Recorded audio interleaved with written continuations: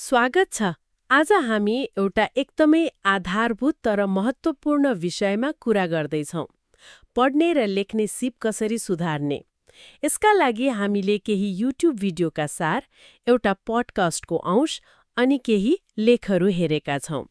हाम्रो प्रयास चाहिँ के हो भने यी सबै स्रोतबाट सबैभन्दा काम लाग्ने कुराहरू छानेर यहाँ प्रस्तुत गर्ने।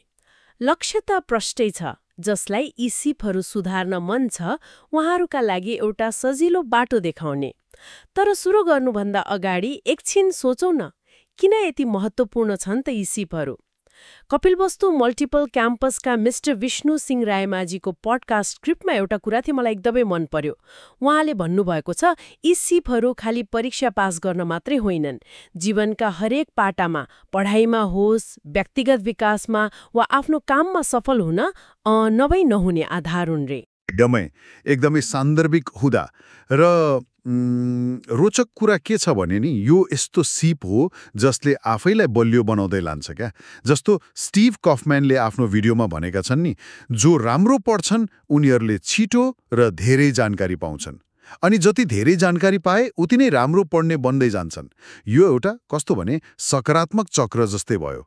हो नि, मी रामाजीले भने जस्तै यी सिपले हामीलाई स्पष्ट सोच्न, आफ्नो विचार प्रष्ट राख्न अनि अरूले भनेका वा लेखेका अलि जटिल कुरा पनि बुझ्न सघाउँछन्। यो त आफ्नो सोचाइलाई तिखार्ने औजार जस्तै भयो होइन?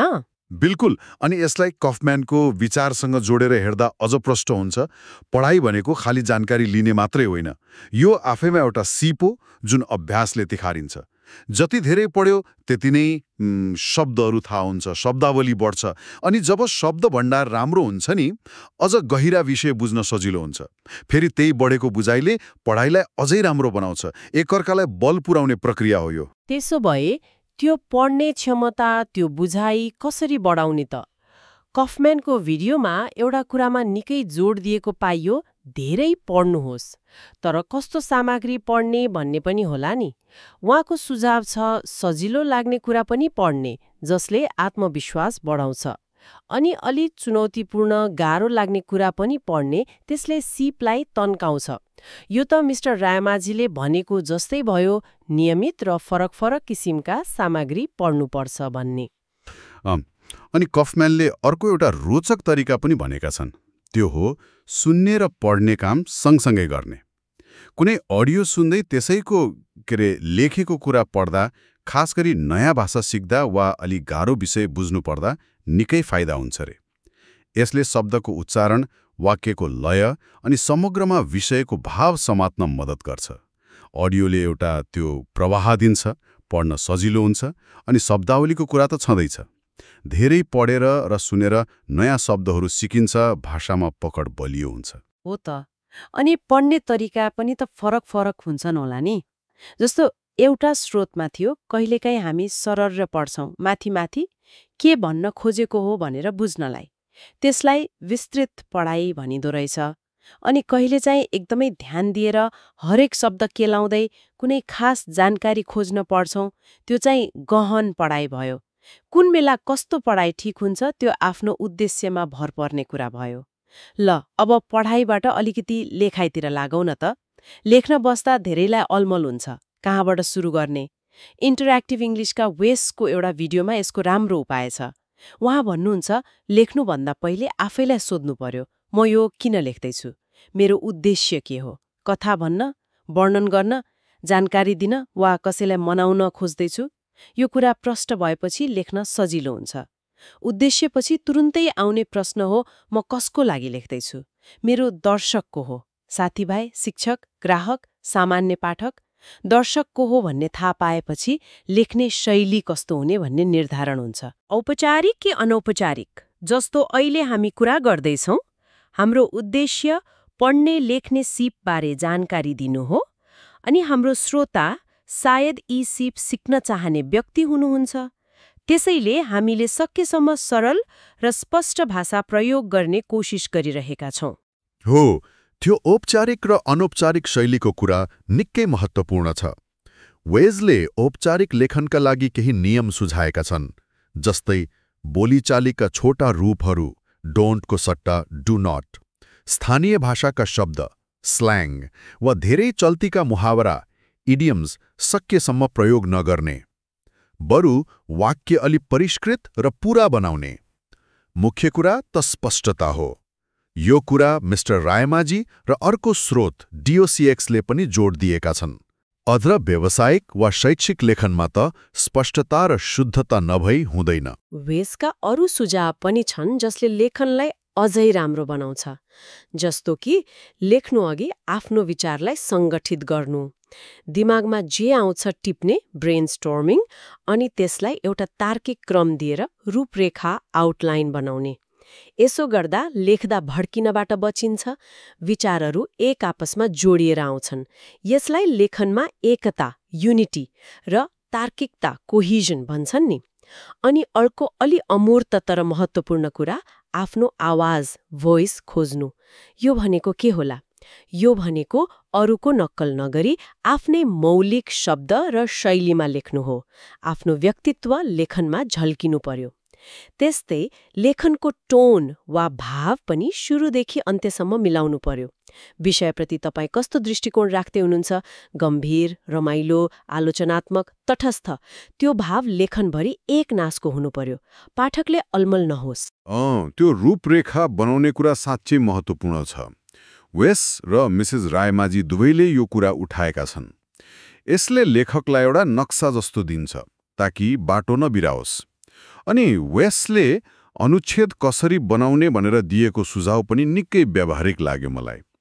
हरेक अनुच्छेदमा एउटा मुख्य विचार, टपिक सेन्टेन्स हुने, त्यसलाई पुष्टि गर्ने सहयोगी वाक्यहरू, सपोर्टिङ सेन्टेन्सेस हुने, अनि अन्त्यमा एउटा निष्कर्ष वा अर्को अनुच्छेदमा जोड्ने सङ्केत। यो संरचनाले विचारलाई एकदमै स्पष्ट र पचाउन सजिलो बनाउँछ। लेख्दा विचारहरूलाई एक अर्कासँग जोड्न वेल्सले ट्रान्जिसन शब्दहरू प्रयोग गर्न सुझाएका छन्। जस्तै त्यसै गरी अर्कोतर्फ उदाहरणका लागि अन्त्यमा। यस्ता शब्दले पाठकलाई एउटा विचारबाट अर्कोमा सजिलै लैजान्छन्, लेखन पनि व्यावसायिक देखिन्छ। अनि अर्को कुरा, सधैँ उस्तै खालको वाक्य मात्र लेख्दा पट्यार लाग्न सक्छ नि। त्यसैले वाक्य संरचनामा विविधता, भेरी सेन्टेन्स स्ट्रक्चर्स ल्याउनुपर्छ रे। कहिले छोटो सरल वाक्य, कहिले अलि लामो वाक्य, कहिले प्रश्न। यसो गर्दा लेखनमा एउटा लय आउँछ, पढ्न रमाइलो हुन्छ। तर सुरुमा लेख्न गाह्रो लाग्नेले के गर्ने त? वेल्सको सुझाव छ, सरल राख्नुहोस्, कीप इट सिम्पल। पहिलो ड्राफ्टमा आफूलाई सजिलो लाग्ने शब्द र वाक्यमै लेख्ने, पछि सम्पादन गर्दा सुधार गर्दै जान सकिन्छ। शैक्षिक वा अलिक गम्भीर खालको लेखन, एकाडेमिक राइटिङका लागि वेसका केही विशेष सुझावहरू छन्। पहिलो, संक्षिप्त हुनुहोस्, बी कन्साइज। धेरै घुमाई फिराई नलेख्ने, थोरै शब्दमा आफ्नो कुरा स्पष्ट पार्ने। जस्तो व्याख्या गर्नु भन्नु व्याख्या प्रदान गर्नुभन्दा छोटो र सिधा भयो। दोस्रो, सकेसम्म सक्रिय वाच्य, एक्टिभ भोइस प्रयोग गर्ने। जस्तै मैले खाजा खाएँ भन्नु खाजा मद्वारा खाइयो भन्दा बढी स्वाभाविक सुनिन्छ, प्राय छोटो पनि हुन्छ। तेस्रो, एउटै शब्द वा वाक्यांश बारम्बार नदोहोर्याउने, अभोइड रेपिटिसन। पर्यायवाची शब्द खोज्ने, वाक्य संरचना बदल्ने। यसले लेखनलाई ताजा बनाउँछ। अब एउटा साँच्चै रमाइलो कुरा, लेखनलाई जीवन्त र आकर्षक कसरी बनाउने। वेसले एउटा गजबको तरिका सुझाएका छन्, खास गरी कथा वा संवाद लेख्दा। कसैले केही भन्यो भनेर मात्र लेख्नुभन्दा त्यो भनाइको भाव अनुसार फरक फरक क्रियापद प्रयोग गर्ने। यसले पाठकलाई त्यो क्षणको भावना बुझ्न निकै मद्दत गर्छ। सोचौं त, कोही डराएर बिस्तारै बोल्दैछ भने खुस्सुक्क भन्यो, लेख्न सक्यो। कोही रिसाएर चिच्याउँदैछ भने करायो वा झर्कियो। कोही दुखी छ भने बिलाउना गर्यो वा सुक्क सुक्क गर्दै भन्यो। कोही खुसी छ भने हर्षले करायो वा हाँस्दै भन्यो। यस्तै अरू पनि छन्। जिद्दी गर्यो, गिडगिडायो, असहमत भयो, सहमति जनायो, गुनासो गर्यो, प्रश्न गर्यो। यी शब्दहरूले त लेखनमा ज्यान भर्छन् नि। त्यो त भयो लेखनलाई आकर्षक बनाउने कुरा। तर जतिसुकै आकर्षक लेखे पनि यदि त्यसमा गल्ती छन् भने त प्रभाव कम हुन्छ। त्यसैले प्रुफ रिडिङ मतलब लेखिसकेपछि गल्ती सच्याउने काम निकै महत्त्वपूर्ण छ। यो कुरामा वेस र मिस्टर रायमाझी दुवैले जोड दिएका छन्। हिज्ज, व्याकरण, विराम चिन्ह जस्ता कुरा ध्यान दिनु पर्यो। प्रुफ रिडिङका लागि वेस्टले केही व्यावहारिक तरिका सुझाएका छन्, जस्तो कम्प्युटरको स्पेलिङ र ग्रामर चेकर प्रयोग गर्ने, तर त्यसैमा मात्र भर नपर्ने। एक पटकमा एकै किसिमको गल्ती खोज्ने, जस्तै पहिलो पटक पढ्दा हिज्जा मात्र हेर्ने, दोस्रो पटक व्याकरण, तेस्रो पटक विराम चिन्ह। एउटा अनौठो तरिका पनि छ रे, लेखलाई पछाडिबाट पढ्ने, अन्तिम वाक्यबाट सुरु गर्दै। यसो गर्दा अर्थमा भन्दा पनि शब्द र वाक्यमा ध्यान जान्छ, गल्ती भेटाउन सजिलो हुन्छ रे। अनि सबैभन्दा राम्रो त सकिन्छ भने अरू कसैलाई पढ्न लगाउने। आफूले नदेखेको गल्ती अरूले देख्छन्। यो मिस्टर रायमाझीले भनेको प्रतिक्रिया, फिडब्याक लिएर सुधार गर्ने कुरा जस्तो भयो। ठिक छ, अब वेस्टले औल्याएका केही सामान्य गल्तीहरू जुन धेरैले गर्छन् रे, तिनलाई सरसर्ती हेरौँ न त। जस्तै कर्ता र क्रियाको मेल नमिल्नु, सब्जेक्ट भर्ब अग्रिमेन्ट, केटाहरू खेल्दै छ होइन केटाहरू खेल्दै छन् हुनु पर्यो। अर्को छ छोटा रूप र स्वामित्व जनाउने शब्दमा झुक्किने, जस्तै अङ्ग्रेजीमा इट्स र इट्स, योर र योर। अङ्ग्रेजीमा आर्टिकल ए एन्ड द को सही प्रयोग नजान्नु, नेपालीमा नामयोगी पोस्ट पोजिसन्सको सही प्रयोग नगर्नु, जस्तै मा चासो हुनुपर्नेमा अरू केही लेख्नु। अरू समस्याहरूमा पर्छन् वाक्यको काल नमिलाउनु, हिजोको कुरा गर्दा वर्तमान काल प्रयोग गर्नु, अल्पविराम कमा जस्ता विराम चिन्ह सही ठाउँमा नराख्नु, गलत शब्द छनौट गर्नु, अर्थ उस्तै लागे पनि सन्दर्भ नमिल्ने शब्द प्रयोग गर्नु, अनि औपचारिक लेखमा अति अनौपचारिक मतलब बोलीचालीको भाषा प्रयोग गर्नु। यी गल्तीहरूबाट बच्न त अभ्यास र सजगता दुवै चाहियो। सुरुमा गल्ती हुन्छ, तर तिनलाई चिनेर सुधार्दै जानु नै सिक्ने प्रक्रिया हो। निकै लामो कुरा भयो। अब यी सबै सिपलाई आफ्नो बानी कसरी बनाउने त? यहाँ फेरि वेस्टको सुझाव काम लाग्छ। दुईवटा स्वस्थ बानी बसाल्नुहोस् रे। पहिलो, नियमित रूपमा पढ्नुहोस्, रिड रेगुलरली। यसले थाहै नपाइकन अरूले कसरी लेख्छन्, कस्ता शब्द प्रयोग गर्छन्, कसरी विचार जोड्छन् भन्ने कुरा सिकाउँछ।